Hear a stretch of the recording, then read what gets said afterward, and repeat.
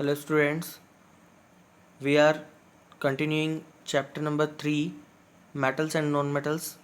So in last video we have seen the reaction between metals and non-metals.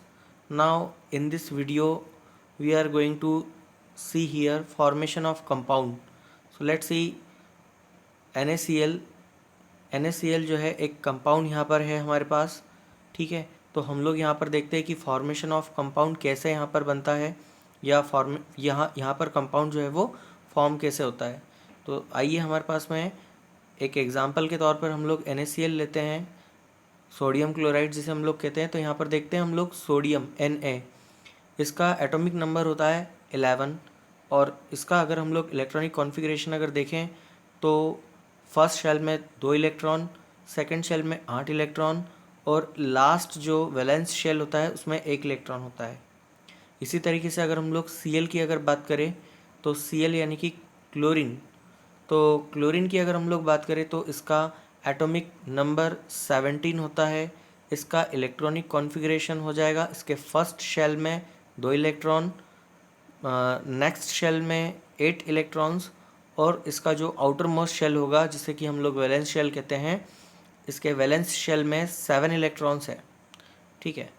तो देखिए जैसा कि हम लोग यहाँ पर देख रहे हैं कि सोडियम जो है इसके आउटर मोस्ट शेल में 1 इलेक्ट्रॉन है, तो क्लोरीन का जो आउटर मोस्ट शेल है इसमें 7 वैलेंस इलेक्ट्रॉन है। अब दोनों को ही अपना ऑक्टेट कंप्लीट करना है, तो यहाँ हम लोग देखते हैं कि सोडियम को अपना ऑक्टेट कंप्लीट करने के लिए 7 इलेक्ट्रॉन्स की ज़रूरत है। तो और यहाँ पर क्लोरीन को हमारे पास हम देखते हैं कि यहाँ पर इसके आउटर मोस्ट शेल में 7 इलेक्ट्रॉन है और इसको ऑक्टेट कंप्लीट करने के लिए 1 इलेक्ट्रॉन की ज़रूरत है। तो सोडियम जो है यहाँ पर 7 इलेक्ट्रॉन क्लोरीन से ले नहीं लेगा और क्लोरीन जो है अपने 7 इलेक्ट्रॉन सोडियम को नहीं देगा, क्योंकि 7 इलेक्ट्रॉन लेने के लिए बहुत ज़्यादा एनर्जी की ज़रूरत पड़ेगी। तो इस तरीके से सोडियम क्लोरीन को 1 इलेक्ट्रॉन दे देता है और इस तरीके से सोडियम जो है वो एक पॉजिटिव आयन और क्लोरीन जो है एक नेगेटिव आयन यहाँ पर बन जाता है। अब सोडियम जिसने कि 1 इलेक्ट्रॉन दिया है इसलिए ये पॉजिटिव और क्लोरीन जिसने कि 1 इलेक्ट्रॉन यहाँ लिया है इसलिए ये नेगेटिव आयन बन जाता है। और इस तरीके से हम लोग देखते हैं कि सोडियम क्लोराइड का फॉर्मेशन यहाँ पर होता है। एक और एग्जांपल हम लोग यहाँ पर लेते हैं एल्युमिनियम क्लोराइड। तो एल्युमिनियम क्लोराइड, तो एल्युमिनियम का जो इलेक्ट्रॉनिक कॉन्फ़िगरेशन अगर आप देखेंगे तो इसके आउटर मोस्ट शेल में 2 इलेक्ट्रॉन होते हैं, मतलब फर्स्ट शेल में 2 इलेक्ट्रॉन, नेक्स्ट शेल में 8 इलेक्ट्रॉन्स और जो आउटर मोस्ट शेल होता है उसमें 2 इलेक्ट्रॉन होते हैं। इसका मतलब कि इसका जो एटॉमिक नंबर हो जाएगा वो 12 हो जाएगा। इसी तरीके से हम लोग क्लोरीन को पहले भी देख चुके हैं, तो क्लोरीन में हमारे पास 2, 8 और आउटर मोस्ट शेल में 7 इलेक्ट्रॉन होते हैं। इस तरीके से अगर हम लोग देखें तो हमारे पास एल्युमिनियम के पास 2 इलेक्ट्रॉन आउटर मोस्ट शेल में हो जाते हैं और यहाँ पर एल्युमिनियम का जो एल्युमिनियम जो है यहाँ पर क्लोरीन के 2 एटम के साथ रिएक्ट करता है या बॉन्ड बनाता है या अपने जो 2 इलेक्ट्रॉन हैं वो एक एक क्लोरीन को दे देता है और इस तरीके से एल्युमिनियम क्लोराइड यहाँ पर बनाता है AlCl2, ठीक है। ये आपको क्लियर हो चुका होगा। इसके बाद हम लोग यहाँ पर देखते हैं प्रॉपर्टीज़ ऑफ आयोनिक कंपाउंड्स। तो ये हम लोगों ने देखा कि आयोनिक कंपाउंड्स या कंपाउंड्स कैसे बनते हैं। अब इनका फॉर्मेशन हम लोगों ने देखा, अब हम लोग इनकी प्रॉपर्टीज़ देख रहे हैं। तो क्या होती है आयोनिक कंपाउंड्स की प्रॉपर्टीज़। सबसे पहले हम लोग बात करते हैं इनके फिज़िकल नेचर की। तो जो कंपाउंड्स होते हैं, आयोनिक कंपाउंड्स जो होते हैं, उनका फिज़िकल नेचर कैसा होता है। तो देखिए, they are solid and hard, generally bitter. तो ये कैसे होते हैं, ये सॉलिड होते हैं, ठोस होते हैं, हार्ड होते हैं, कठोर होते हैं, ठीक है। और जनरली ब्रिटल, बिटर नहीं, ब्रिटल। तो यहाँ ब्रिटल का मतलब होता है कच्चे या टूट जाने वाले या भंगुर जिसे हम लोग कहते हैं, ठीक है। तो ये आपने इनका फिजिकल नेचर देखा। इसके बाद हम लोग बात करते हैं मेल्टिंग एंड बॉइलिंग पॉइंट्स। तो मेल्टिंग और बॉइलिंग पॉइंट्स क्या होते हैं इनके। तो देखिए, they have high melting and boiling points. तो इनके मेल्टिंग और बॉइलिंग पॉइंट्स कैसे होते हैं? हाई होते हैं। इनको बहुत ज़्यादा टेम्परेचर देने के बाद ये जो है मतलब मेल्ट होते हैं या फिर बॉयल होते हैं। इसके बाद हम लोग अगर बात करें इनकी सॉल्युबिलिटी, तो सॉल्युबिलिटी क्या होती है देखते हैं। इनकी सॉल्युबिलिटी कैसी होती है? Soluble in water but not in kerosene, petrol etcetera. तो हम लोग यहाँ पर देखते हैं कि जो आयोनिक कंपाउंड होते हैं वो वाटर में सॉल्युबल होते हैं, वाटर में आसानी से घुल जाते हैं। कैरोसिन, पेट्रोल और इस तरीके के जो लिक्विड्स होते हैं इनमें जो आयोनिक कंपाउंड्स होते हैं वो सॉल्युबल नहीं होते हैं। तो आइए इसके बाद हम लोग यहाँ पर देखते हैं कि conduction of electricity. Conduction of electricity से मतलब है क्या ये इलेक्ट्रिसिटी को कंडक्ट करवाते हैं तो किस तरीके से? तो देखिए, they conduct electricity in molten state and solution form but not in solid state. तो देखिए, ये हम लोगों ने यहाँ पर देखा कि जो आयोनिक कंपाउंड्स होते हैं वो अपने मोल्टन यानी कि पिघली हुई या पेस्ट जैसा जो होता है, पेस्ट जैसी जो स्टेट होती है, हम लोग टूथपेस्ट देखते हैं ना, वो कितना गाढ़ा होता है, उस तरीके का जो यहाँ पर हमारे पास कंपाउंड का जो मोल्टन स्टेट हम लोग इसे कहेंगे। तो मोल्टन स्टेट यहाँ पर ये होती है। और सॉल्यूशन फॉर्म यानी कि आप लोग जानते ही हैं सॉल्यूशन क्या होता है, तो इससे पहले हम लोगों ने पढ़ा है। तो सॉल्यूशन फॉर्म में या फिर मोल्टन स्टेट में जब ये मेटल्स होते हैं तो ये कंपाउंड्स जो होते हैं वो इलेक्ट्रिसिटी को अपने में से कंडक्ट करवाते हैं, लेकिन यहाँ पर नॉट इन सॉलिड स्टेट। तो सॉलिड स्टेट में ये इलेक्ट्रिसिटी को कंडक्ट नहीं करते हैं। ठीक है, इसके बाद हम लोग देखते हैं ऑकरेंस ऑफ मेटल्स। तो हम लोग ये देखते हैं कि हम लोग को मेटल मिलते कहाँ से। ठीक है, ऑकरेंस ऑफ मेटल, तो मेटल्स हम लोगों को मिलते कहाँ से? तो हम लोग देखते हैं यहाँ पर सबसे पहले तो आप लोगों ने मिनरल्स के बारे में सुना ही होगा। मिनरल्स हम लोगों को कहाँ मिलते हैं? तो देखिए, द एलिमेंट और compounds which occurs naturally in the earth crust are called minerals. तो हम लोग बहुत अच्छे से जानते हैं कि हमारे पास जो मिनरल्स होते हैं वो हमारे पास नेचर में अर्थ की क्रस्ट पर पाए जाते हैं। सारी जो मिनरल्स होते हैं वो यहाँ पर हमारे पास नेचर में अर्थ की क्रस्ट पर पाए जाते हैं। अब ये जो मिनरल्स होते हैं, इन मिनरल्स में हमारे पास और गैंग्स होती है। ठीक है, तो आइए अब हम लोग देखते हैं कि इसमें और्स क्या होते हैं और गैंग्स क्या होती है। तो और्स की अगर हम लोग बात करें तो देखिएगा, minerals that contain very high percentage of particular metal and the metal can be profitably extracted from it, such minerals are called ores। ठीक है, तो देखिए आपको यहाँ पर पढ़ करके या सुन करके समझ में आ रहा होगा, ऐसे मिनरल्स की हम लोग यहाँ पर बात करते हैं। ये भी एक तरीके से मिनरल्स ही हम लोग इन्हें कहेंगे। तो ऐसे मिनरल्स की हम लोग बात करेंगे जिसमें हाईली जो मेटल का जो परसेंटेज है वो होता है किसी एक पर्टिकुलर मेटल का। ठीक है, तो ऐसे मिनरल्स की हम लोग बात करते हैं जिसमें किसी एक मेटल का परसेंटेज हाई होता है और उसके साथ ही metal can be profitably extracted. इसका मतलब ये हुआ कि अगर हम लोग उस मेटल से उस और से अगर मेटल को निकालने की कोशिश करें तो वो हम लोग को प्रॉफिटेबली एक्सट्रैक्टेड, मतलब कि हम लोग को उसमें से निकालने के लिए उसका जो फ़ायदा हो, मेटल को निकालने के लिए फ़ायदा होना चाहिए, है ना। अदरवाइज़ अगर हम लोगों को मेटल निकालने में नुकसान होगा, फ़ायदा नहीं होगा, तो हम लोगों के किस काम का, है ना। तो इसलिए हम लोगों को उस मेटल को उस और से निकालने के लिए फ़ायदा होना चाहिए, प्रॉफिटेबली वो हम लोगों को होना चाहिए, उसमें किसी तरीके का कोई लॉस नहीं होना चाहिए, है ना। सच मिनरल्स आर कॉल्ड ओर्स। तो ऐसे जो मिनरल्स होते हैं हम लोग उनको ओर्स कहते हैं। तो आइए अब हम लोग देखते हैं कि गैंग्स क्या होते हैं। तो देखिए, ores are usually contaminated with large amount of impurities such as soil, sand, etc. are called gang। तो देखिए, जैसा कि हम लोगों ने यहाँ पर बात की कि जो ओर्स होते हैं, है ना, तो जो ओर्स होते हैं वो यूजुअली उनमें जो लार्ज अमाउंट में हमारे पास इम्प्योरिटी कंटेमिनेंट होती है ना।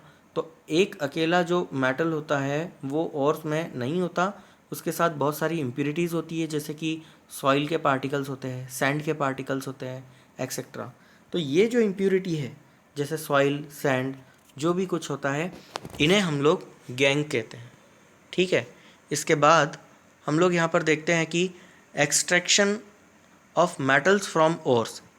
तो जो ओर्स होते हैं उनमें से मेटल को कैसे एक्सट्रैक्ट किया जाता है, मेटल को कैसे निकाला जाता है। तो देखिए हमारे पास यहाँ पर 3 स्टेप मैं आपको बताना चाहूँगा कि यहाँ पर हमारे पास 3 स्टेप्स होती है।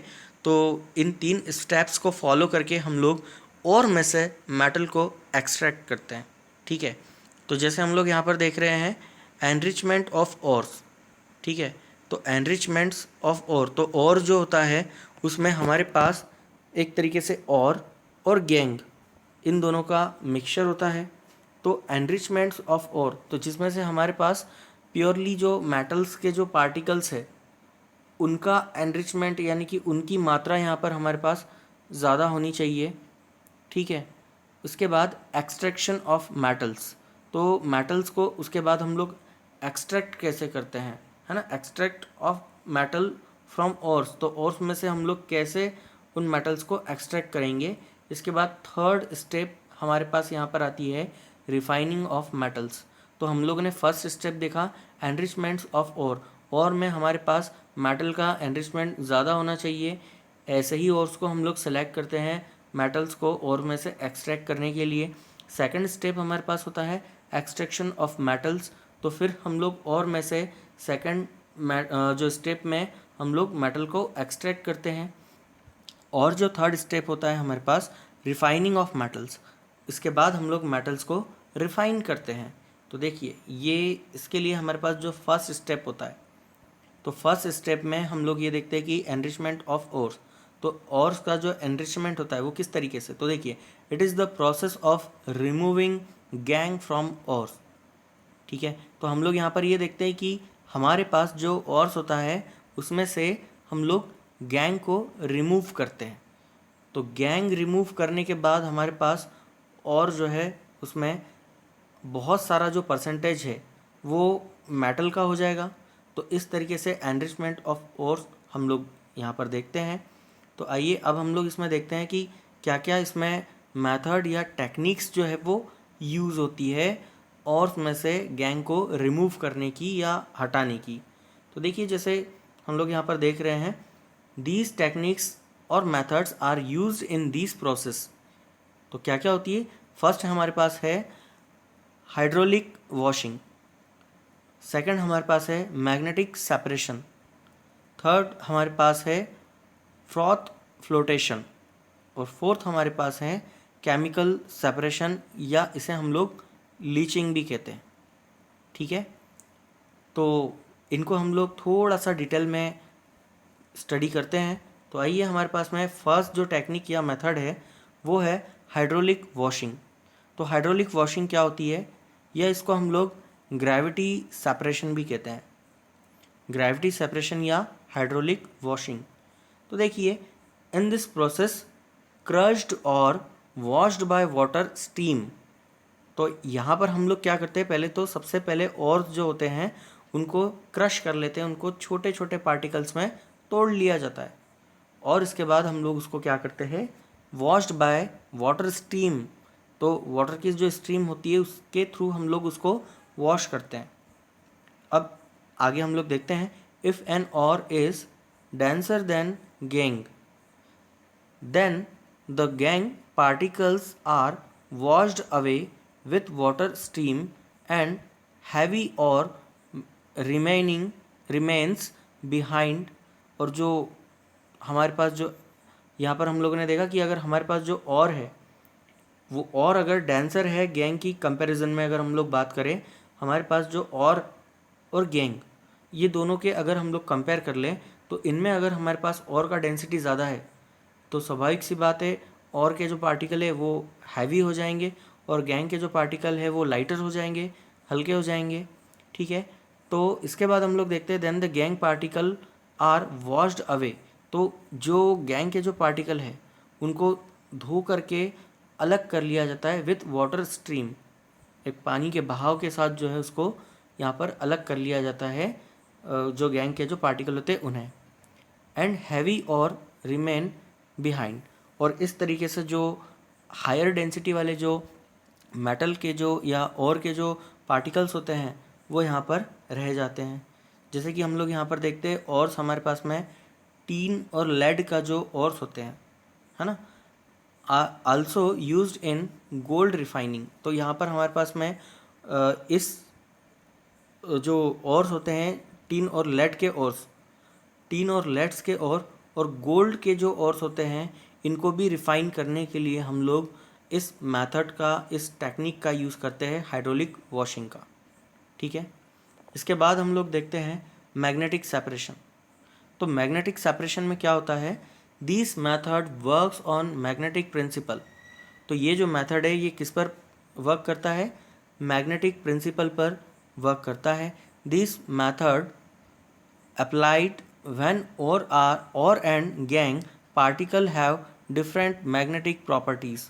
तो हम लोग यहाँ पर देखते हैं कि हमारे पास जो और जो गैंग होते हैं इनकी डिफरेंट मैग्नेटिक प्रॉपर्टीज़ होने की वजह से हम लोग यहाँ पर इनका यूज़ करते हैं, इस मेथड का यूज़ करते हैं मैग्नेटिक सेपरेशन का। तो देखिए अब हमारे पास क्या होता है, आप लोग जैसे डायग्राम में देख पा रहे होंगे कि यहाँ पर एक बेल्ट जैसा लगा हुआ होता है जो कि रोटेट होता रहता है। दो पुलिस यहाँ पर लगी हुई है और बेल्ट के ऊपर ये जो और को जो है वो डाला जाता है। आप लोग देख रहे होंगे किस तरीके से और को बेल्ट पर बिछाया जाता है, और उसको बिछाने के बाद हमारे पास यहाँ पर जो मैग्नेट लगे हुए होते हैं, यहाँ पर जो मैग्नेट लगे हुए होते हैं, तो ये मैग्नेट्स क्या करते हैं, ऐसे और जो कि मैग्नेटिक प्रॉपर्टी को शो करते हैं, ऐसे और जो कि मैग्नेटिक प्रॉपर्टी को शो करते हैं वो मैग्नेट से अट्रैक्ट होकर के यहाँ जमा हो जाते हैं, और ऐसे जो गैंग के पार्टिकल जो कि मैग्नेटिक प्रॉपर्टी को शो नहीं करते हैं वो हमारे पास यहाँ पर दूर इकट्ठा हो जाते हैं। ठीक है, तो ये मुझे ऐसा लगता है कि आप लोगों को बहुत अच्छे से समझ में आ गया होगा। यहाँ पर हमारे पास फॉर एग्ज़ाम्पल हम लोग ऑर्स की अगर बात करें तो मैग्नेटाइट की हम लोग यहाँ पर बात करते हैं। मैग्नेटाइट के और क्रोमाइट के और मैग्नेनीज, इनके जो ऑर्स हैं ये, इनके ऑर्स को हम लोग इस जो मेथड है मैग्नेटिक सेपरेशन, इसके थ्रू हम लोग इनको सेपरेट करते हैं। Thank you.